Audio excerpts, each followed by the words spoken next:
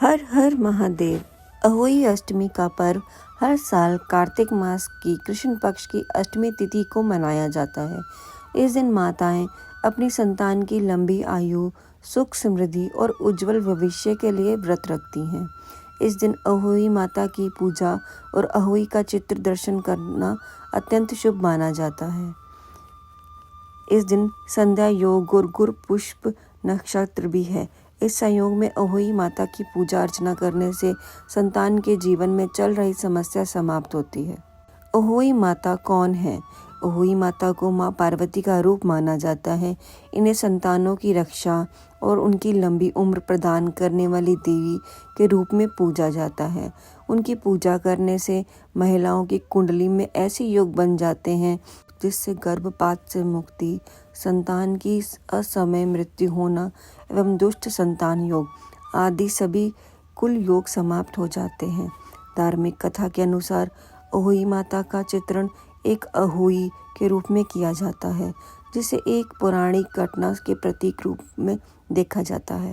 अहोई अष्टमी के दिन महिलाएं सुबह स्नान करके व्रत संकल्प लेती हैं। इस व्रत में दिन भर बिना अन्न और जल ग्रहण किए व्रत रखा जाता है और शाम को अहोई माता की पूजा की जाती है।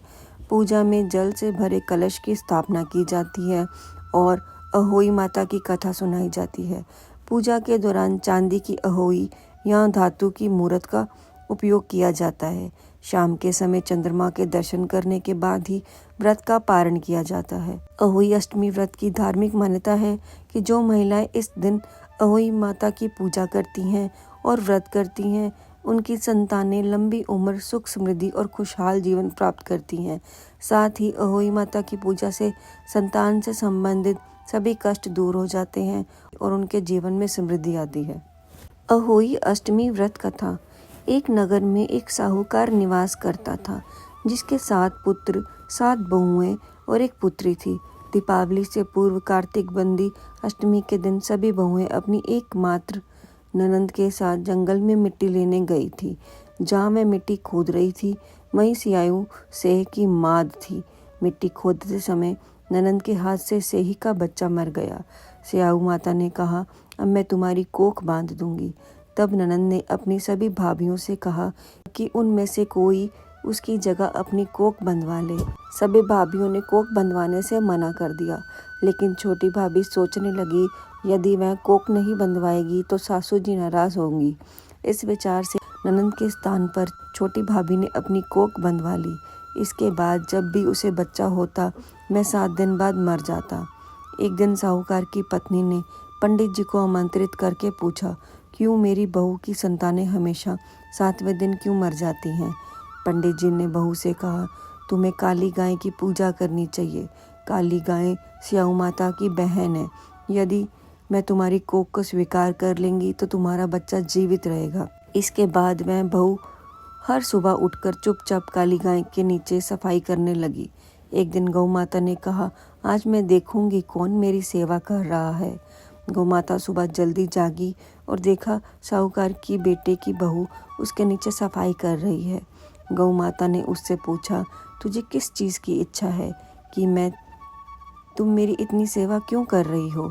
मांग क्या होती है? तब साहूकार की पत्नी ने कहा कि सियाऊ माता तुम्हारी बहन है और उन्होंने मेरी कोख को बांधा हुआ है। कृपया मेरी कोख को खोलने का प्रयास करें। गौ माता ने उत्तर दिया, ठीक है। तब गौ माता 7 समुद्रों को पार करके अपनी बहन के पास उसे ले जाने लगी। रास्ते में तेज धूप थी, इसीलिए दोनों एक पेड़ के नीचे विश्राम करने लगी। थोड़ी देर बाद एक सांप आया और उसी पेड़ पर गरुड़ पंखनी के बच्चे थे, जिसे मैं मारने लगा। तब साहूकार की पत्नी ने सांप को मारकर उसे ढाल के नीचे दबा दिया और बच्चों की रक्षा की। कुछ समय बाद गरुड़ पंखनी आई और वहाँ खून देखकर साहूकार की पत्नी को चोट से हमला करने लगी। तब साहूकारनी ने कहा, मैंने तेरे बच्चों को नहीं मारा, बल्कि सांप तेरे बच्चों को डसने आया था। मैंने तो तेरे बच्चों की रक्षा की है। यह सुनकर गरुड़ पंखनी प्रसन्न होकर बोली, मांगो, तुम्हें क्या चाहिए? मैं बोली, 7 समुद्रों के पार सियाऊ माता निवास करती है, कृपया मुझे उनके पास ले चलो। तब गरुड़ पंखड़ी ने दोनों को अपनी पीठ पर बिठाकर स्याऊ माता के पास पहुंचा दिया। स्याऊ माता ने उन्हें देखकर कहा, हाँ बहन, बहुत समय बाद आई हो। फिर उन्होंने कहा, मेरे सिर पर जूं पड़ गई है। सुरही के कहने पर साहूकार की बहू ने सिलाई से उनकी जुएं निकाल दी। इस पर स्याऊ माता प्रसन्न होकर बोली, तेरे 7 बेटे और 7 बहुएं होंगे। साहूकारनी ने कहा, मेरे तो एक भी बेटा नहीं है, 7 कहाँ से होंगे। स्याऊ माता बोले, यदि मैं वचन दूं और उसे तोड़ दूं तो धोबी के कुंड पर कंकरी बन जाऊं। तब साहूकार की बहू ने कहा, माता, मेरी कोख तो तुम्हारे पास बंद पड़ी है। यह सुनकर स्याऊ माता कहने लगी, तूने मुझे धोखा दिया है। यदि मैं तेरी कोख खोलती तो ऐसा नहीं करती, लेकिन अब मुझे यह करना पड़ेगा। जा, तेरे घर में तुझे 7 बेटे 7 बहुएं मिलेंगी। तू जाकर उजमान कर, 7 अहोई बना और 7 कढ़ाई कर।